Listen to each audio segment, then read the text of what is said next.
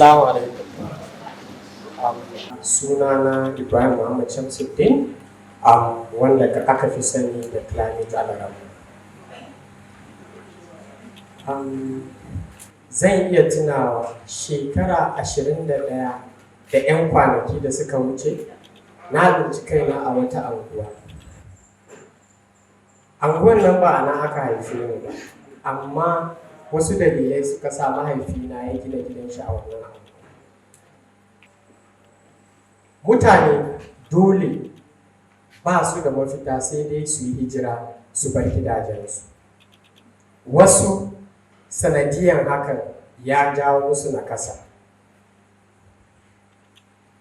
Ta dalilin wannan, a lokacin naga akwai abubuwan da muke ganin su da daraja, kujeru na ɗakunan iyayenmu da ko da yaushe share su ake yi ana cire datti, amma a lokacin sun koma abin kyama. Babu abin da kake ji sai tashin tsamin warin datti, shara da wasu abubuwa da suka haɗe da ruwan kogi da wayannan abubuwa. Yanzu idan muka kalli ƙasarmu Najeriya, aƙalla bincike ya nuna cewa a duk shekara mukan tara shara baya ƙasa da tan miliyan 32 a duk shekara. Sannan wannan shara yawancin shi yakan ƙarke ne ya toshe hanyoyin ruwa wanda yake assasa ambaliyar ruwa. Wasu mu basa a bola sukan kawo matsaloli wanda ya shafi, misali idan an yi ruwa, cutar amai da gudawa, zazzabin cizon sauro da sauransu. Shin me yasa ba za mu nemi mafita ba? Ina cewa shara, na san mutane da yawa a nan tunaninsu zai je wani guri. Misali yanzu mun san akasari akwai waɗanda ake kira 'yan jari bola, haka ne? Da shara suke arziki. Amma ni ba wannan sharar na kalla da wata fuska daban ba. Idan muka kalli arewacin Najeriya, aƙalla kashi 70 daga cikin 100 na mutanen sun dogara ne da noma da kiwo. Ko ba haka ba ne? Mafi yawancin ma'anan manoma ne. Hajiya ma ta ce ita ma manomiya ce. To, idan kuwa dukanmu mun dogara da noma da kiwo, mun san akwai aiki a gabanmu. Domin bincike ya nuna cewa idan yau ka yi noma a gonarka, abin da gonar nan za ta baka kashi 40 daga cikin 100 a shara yake zuwa. Misali, in ka yi noman masara, idan amfanin ya fita akwai kara da sauransu, haka ne? Ba mu amfani da su. Bincike kuma ya nuna cewa wannan sharar kashi 10 daga cikin wannan kashi 40 ɗin da muka faɗa kaɗai ake amfani da shi domin ciyar da dabbobi. Kashi 30 ɗin ina yake zuwa? Yawanci yakan karke a daji, shi yake assasa wutan daji. Idan wutan daji ta faru, tana illantar da al'umma da ƙwayoyin halittu da Allah ya bar mana a cikin doron ƙasa. Misali, kwanaki da suka wuce ko watanni da suka wuce a ƙasar Amerika, yawancin mun ji ko mun ga labarin wutar daji da ta barke. Ta yi ɓanna fiye da tsammani. Ba ɓannar dukiya ba, akwai ƙwayoyin halittu wanda Allah ya ajiye a doron ƙasa da in ba a yi wasa ba, babu su kenan sun tafi. Ba za a ƙara yin su ba a doron ƙasa. Domin tana iya yiwuwa a nan ne kaɗai Allah ya wannan ajiyarsu. So, idan ko haka ne, me yasa ba za mu yi tunani ba? Me yasa ba za mu kalli wannan sharar da muke gani a matsayin abin da ƙarshen rayuwar shi ya zo zuwa farkon wani abu mai amfani ba? Hakan ne yasa muka fara wani tunani. Sai kuma tunaninmu ya je kan wani abu. Mun ga wannan? Yanzu, a lokacin da muke neman makamashi domin yin girki, dan na tabbatar cewa dukanmu nan mintuna zuwa 30 da suka wuce mun je neman abinci ne, haka ne? Idan ba a yi wannan girkin ba, ai ba za mu ci. Amma mafi yawancin mutanenmu sun dogara ne da kara, ice da gawayi wajen girki.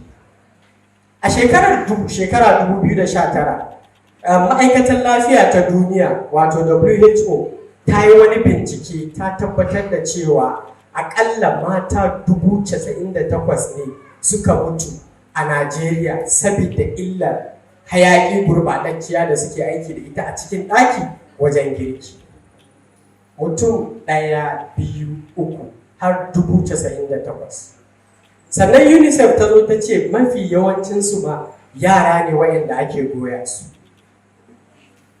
Sai muka ga to wannan karan wannan dattin gonar muna da wasu tunani da hanyoyi da ya kamata mu bi su mu canza tunaninmu domin mu yi aikin da zai inganta lafiyar mata da yara a garuruwanmu da unguwanninmu.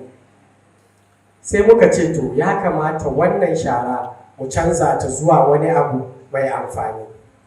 Sannan sai muka ƙara kula da cewa wannan itacen fa da ake aiki da shi ko gawayi ana sare shi ne ana gurbata muhallin. Sannan ko mun ki ko mun so dole za a yi noma, haka ne?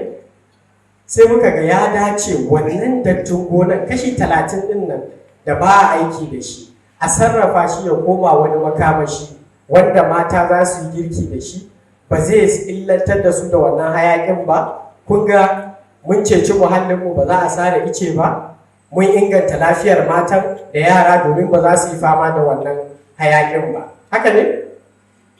To mun fara wannan aikin, amma duk abin da za ka yi in dai ba za ka samu ƙalubale ba akwai matsala. Zan iya tunawa a shekarar 2021 mun kirkiro cewa za mu koyar da wasu mata yadda za mu koya musu yadda za su yi wannan aiki. Amma tsakanin shekara ta 2019 zuwa 2022 na haɗu da wasu mata guda uku. Labarinsu ya canza min tunanina dangane da yadda nake yin aikin da nake yi.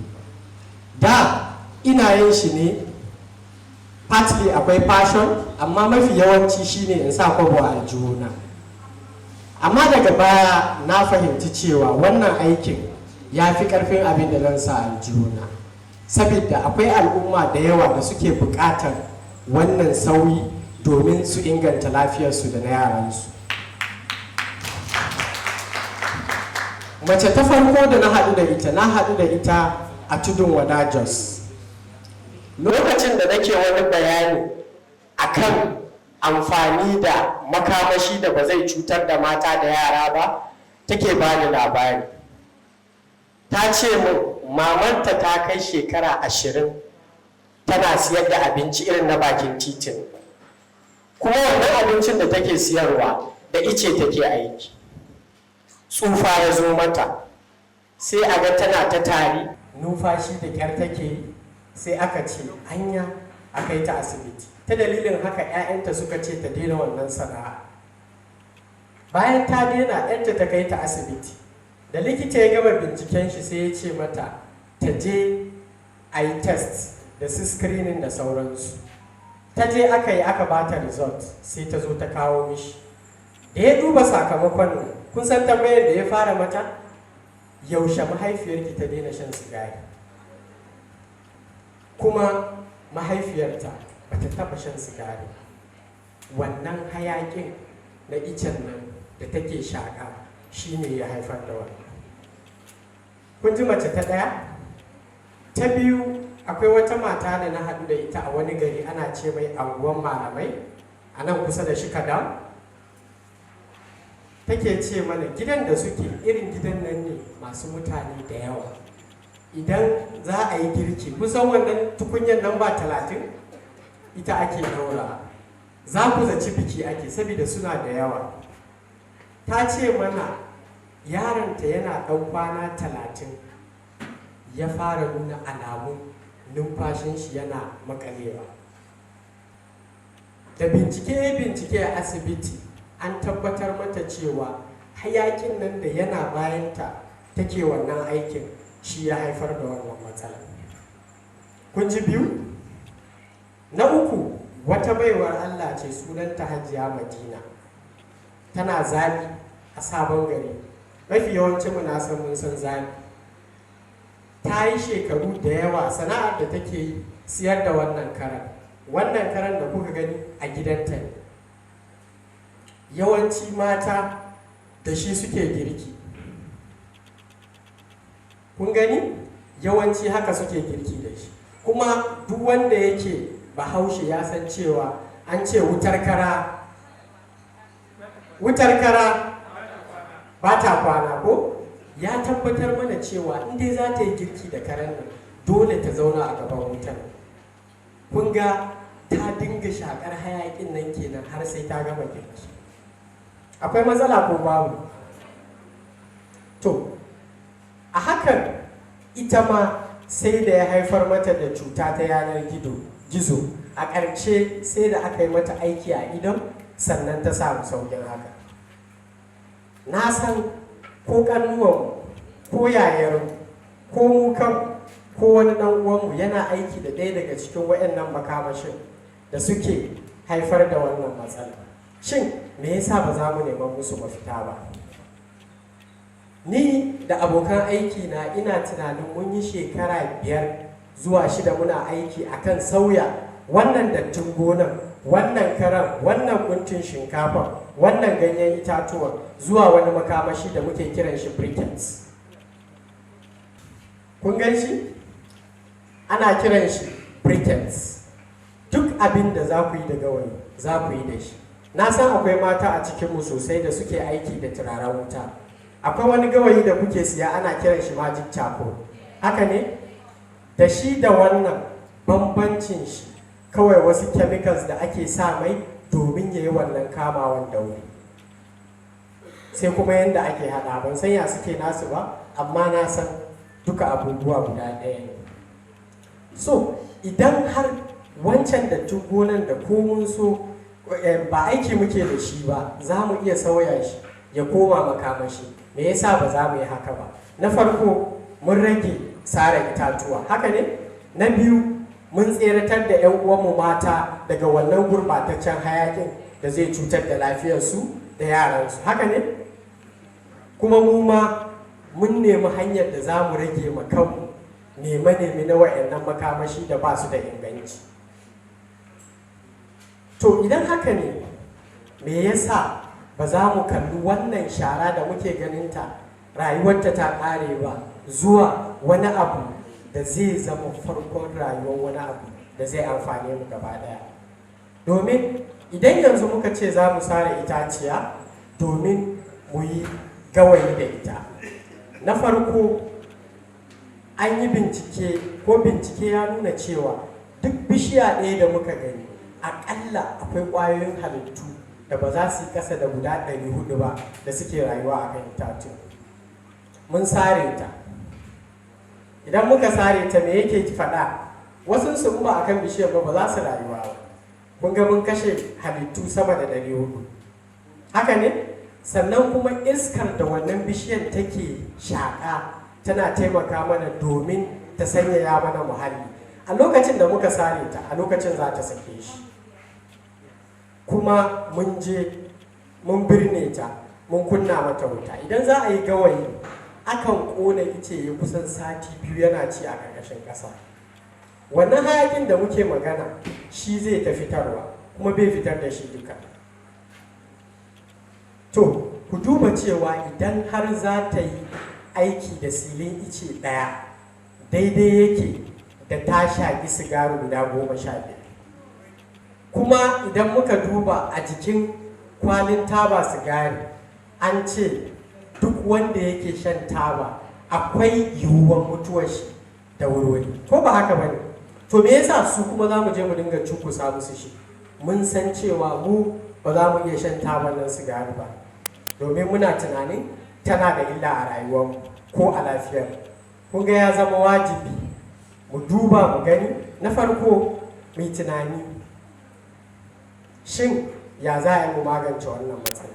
To yanzu an ce mana ga mafita, haka ne? Tunaninmu ya kamata ya canza dangane da yadda ake girki a gidajenmu. Sannan menene na uku da ya rage? Bayan da za a yi mu yi tunani, mu ji canza tunaninmu kuma muke yin aiki da shi. Idan dai har ba mu yi aiki da shi ba, tunaninmu bai yi amfani ba. Haka ne? To, ya zama wajibi gare ni da ku mu tsaya mai tunani domin magance wannan matsala. Ni a ɓangare na zan iya cewa ni da abokan aiki na a cikin shekara 4 zuwa 5 mun koyar da mata da 'yan mata a garuruwa da ƙauyuka sama da guda 2,500 a Najeriya. Akwai lokacin da muka yi wani video documentary da policy advocacy da ya sa Kaduna State suka ƙara allocation na kuɗin da za a taimaka ma da gidaje murhu wanda ba zai illatar da rayuwarsu ba da lafiyarsu. Sannan a shekarar 2022 idan ba zan manta ba, mun tallafa ma gidaje kusan 250 a nan Sabon Gari Zaria yadda za su bar aiki da wannan gurɓatattun makamashin na girki zuwa amfani da wanda ya dace, wanda ba zai illantar da lafiyarsu ba. Ina da tabbacin cewa ko a nan gurin akwai waɗanda sun koya wannan abu, kuma na tabbata za su iya yi. Shawarar da zan ba mu da ni da ku shine mu duba mu gani lafiyarsu shine lafiyarmu, lafiyar muhallinmu shine lafiyarmu. Don haka ya zama wajibi a gare ni da ni da ku mu tsaya mu duba mu gani ya kamata mu yi da muhallinmu, wace dangantaka ya kamata mu kulla tsakaninmu da muhallinmu. Ɗazu da shigo na ga yawancinmu mun sha ruwa a roba da sauransu duk mun watsar da robobi. Shin idan nan ɗakinka ne za ka ji daɗi wani ya zo ya ci abinci ya zuba maka da wannan dattin? Za mu ji daɗi? So me yasa abin da mu ba za mu so a mana ba za mu daina ma muhallin? Domin da muhallin nan namu shi yake ba mu abincin da za mu ci, shi yake ba mu iskar da za mu shaka, shi yake ba mu gurin kwana. Haka ne? To idan muka gurɓata shi, ina za mu koma? Masu za mu koma irin na Elon Musk? Can ma ba zai zaune ba. Kun ga ya zama wajibi mu zauna da ni da ku da al'umma gaba ɗaya mu yi aiki tare domin mu gudu tare mu tsira tare. Assalamu alaikum.